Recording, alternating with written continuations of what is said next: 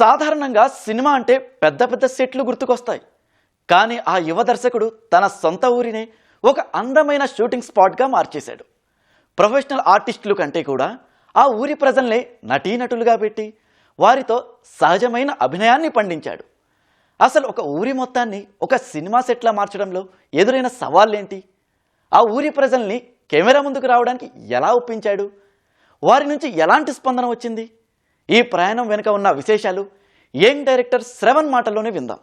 కళలు కనడం మాత్రమే కాదు, ఆ కళల్ని సాకారం చేసుకోవాలంటే పట్టుదల, కృషి ఉండాలని నేటి యువత నిరూపిస్తున్నారు. ప్రైవేటు ఉద్యోగం కన్నా సినిమాల్లో రాణించాలనేటువంటి మక్కువతో తన ఊరినే సినిమా షూటింగ్ స్పాట్ గా మార్చుకొని ప్రేక్షకుల ముందుకు వచ్చి మంచి ఆదరణ పొందుతున్నాడు ఉత్తరాంధ్ర యువకుడు. అసలు సినిమాల వైపు ప్రయాణం ఎప్పుడు రావాలని అనిపించింది, ఇంజనీరింగ్ చదివి ఈ వైపుకి ఎందుకు వచ్చారన్న విషయాల్ని ఆయన మాటల్లోనే తెలుసుకుందాం. శ్రవణ్ గారు, ముందుగా మీకు వెల్కమ్.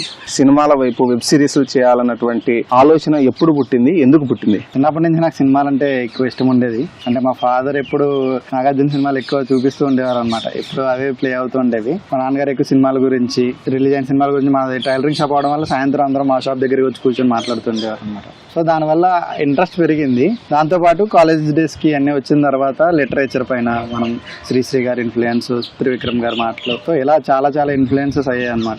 లిటరేచర్ మీద ఫస్ట్ ఇంట్రెస్ట్ పెరిగింది. నేను ఫస్ట్ పోయమ్స్ రాసేవాడిని అనమాట. బుక్స్ చదివినప్పుడు కథల మీద ఇంట్రెస్ట్ పెరిగింది. రాయాలని ఒక కోరిక ఉంటది కదా మనకి, ఆలోచనలో వచ్చే ఆలోచనలో కథలు రాయాలి. సో ఆ కథల నుంచి అలా షార్ట్ ఫిలిమ్స్ ఇవన్నీ, సో సినిమా తీయొచ్చు, మనం కూడా సినిమా కథ రాయొచ్చు అనే ఒక ఆలోచన వచ్చిందనమాట. సో దాని నుంచి ఇంకా ఫ్రెండ్స్ ప్రోత్సాహం ఇవన్నిటితో బుక్స్ చదువుతూ షార్ట్ ఫిల్మ్ రాస్తూ ఫ్రెండ్స్ని కాలేజీలో చూసి మొబైల్తో షూట్ చేసి అట్లా రిలీజ్ చేయడం. ఖచ్చితంగా సినిమా తీయాలి, సినిమా లేకుండా మన లైఫ్లో ఏం జరగదు. డేలో ఖచ్చితంగా సినిమాకి సంబంధించిన ఏదో కంటెంట్ చూస్తూనే ఉంటాం.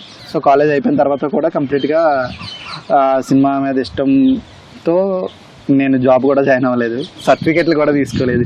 ఇవన్నీ కాదు, సర్టిఫికెట్లు కూడా తీసుకోలేదు అనమాట. జాబ్ చేయాల్సి వస్తుంది, జాయిన్ అయితే మళ్ళీ రెస్పాన్సిబిలిటీస్ వస్తాయి, డబ్బులు తీసుకుంటాను. డబ్బులు మనకి ఇంకా ఎక్కర్లేని రెస్పాన్సిబిలిటీలు తీసుకొస్తాయి.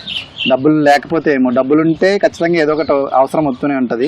అంటే చదువుకున్న రోజుల్లో ఎలా మీకు కళల పట్ల ఆసక్తి పెరిగింది? ఏమైనా షార్ట్ ఫిలిమ్స్ ఏమైనా చేశారా? షార్ట్ ఫిల్మ్స్ చేశాను. కాలేజ్లో ఉండేటప్పుడే క్రోనోఫోబియా అని చెప్పి ఒక షార్ట్ ఫిల్మ్ చేశాను. అది ఇంకా యూట్యూబ్లో ఉన్నదని అనుకుంటా. ఫ్రెండ్స్ అందరితో కలిసి ఒక స్టోరీ అనుకుని ఒక 2-3 అవర్స్లోనే అది షూట్ చేసేసాను. రాజమండ్రిలో చదువుకున్నాను నేను, గైడ్ కాలేజీలో. సో అక్కడే ఆ రైల్వే స్టేషన్లో, ఆ రాజమండ్రి పుష్కర్ ఘాట్లో అక్కడ ఒక 2-3 అవర్స్ ఫ్రెండ్స్ అందరితో కలిసి ఒక 15 minutes షార్ట్ ఫిల్మ్ ఉంటుంది. ఆ షార్ట్ ఫిల్మ్ తీసాం అప్పుడు.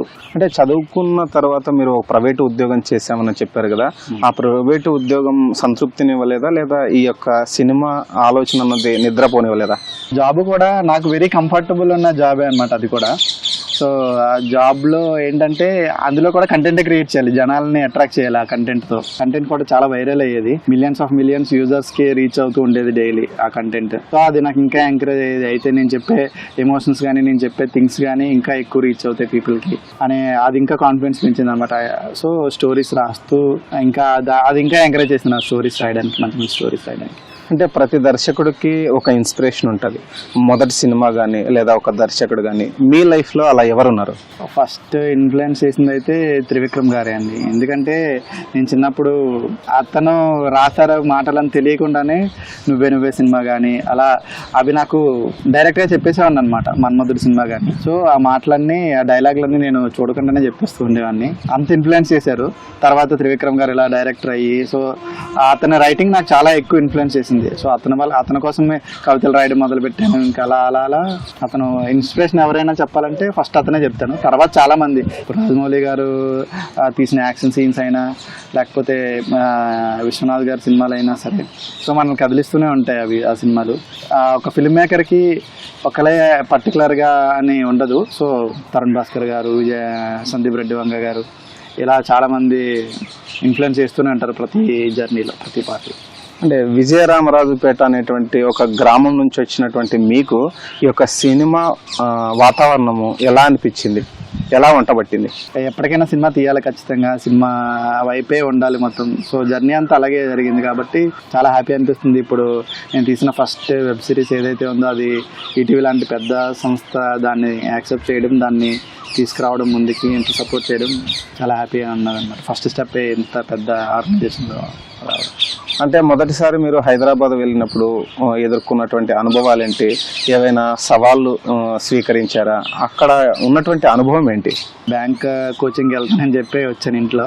సో వెళ్ళిన తర్వాత మనం ఇది కాదు, మనం ఇది చేయలేం, బ్యాంక్ అది మనతో సంబంధం లేదు, నేను ఆ ప్రపంచంలో బతకలేనని చెప్పి ఒక 1 month తర్వాతే నేను మానేశాను కోచింగ్. సో అది మా ఇంట్లో కూడా తెలియదు. సో అక్కడికి వచ్చిన తర్వాత సినిమా గురించి తెలుసుకోవడం మొదలుపెట్టి అసలు సినిమా ఎలా వర్క్ అవుతుంది, మన కాలేజీలో ఉండేటప్పుడు కళల ప్రపంచం వేరే ఉంటుంది, ఒక కథ రాస్తే సినిమా అయిపోయినట్టే అనుకునేవాడిని. కానీ రియాలిటీలో అలా ఉండదు అనమాట. కథకి సినిమాకి సంబంధం, ఆ కథ నుంచి తెర మీదకి వచ్చే ప్రాసెస్లో చాలా జరుగుతుంది. సో అదేంటనేది ఒక క్లారిటీ వచ్చింది.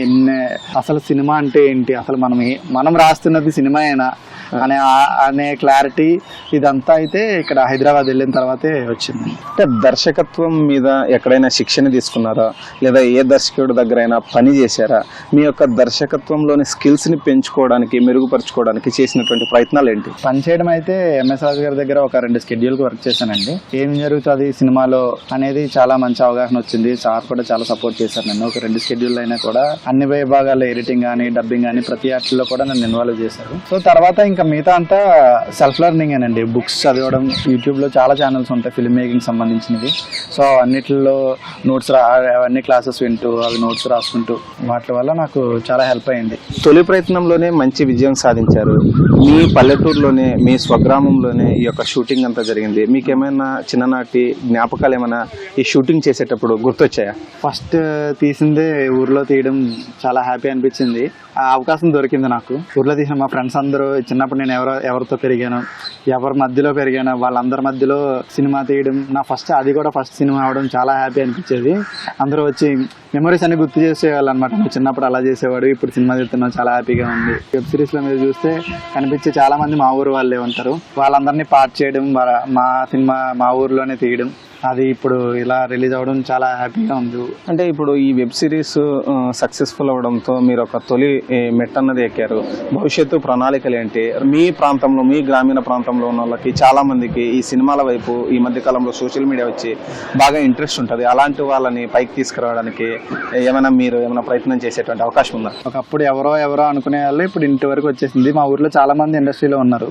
ఫ్యూచర్లో ఖచ్చితంగా మంచి ప్రతిభతో ఎవరు వచ్చినా సరే నేను వాళ్ళకి సాయం చేసే స్టేజ్లో ఉంటే ఖచ్చితంగా వాళ్ళ వెనక ఖచ్చితంగా ఉంటాను. లైక్ అదే భవిష్యత్తు ప్రణాళికలు ఏంటి? ఏ హీరోతో మంచి కంటెంట్ ఉన్నటువంటి సినిమా చేయాలనుకుంటున్నారు? మీ దగ్గర ఏ కైండ్ ఆఫ్ కంటెంట్ ఉంది? 5 నుంచి 10 వరకు మంచి కథలు, అంటే కంప్లీట్గా రాసినవి అయితే ఉన్నాయన్నమాట. ఒక కోరిక అయితే ఉంటుంది, ఎప్పుడు నాగార్జున గారితో ఒక సినిమా తీయాలి ఖచ్చితంగా. సమాజానికి అవసరమైనటువంటి, సమాజ హితమైనటువంటి సినిమాలు భవిష్యత్తులో తీస్తూ ఎంతో ఆదర్శంగా నిలుస్తానని డైరెక్టర్ శ్రవణ్ చెప్తున్నారు. కెమెరామెన్ సురేష్తో కృష్ణంనాయుడు, ఈటీవీ న్యూస్, విశాఖపట్నం నుంచి.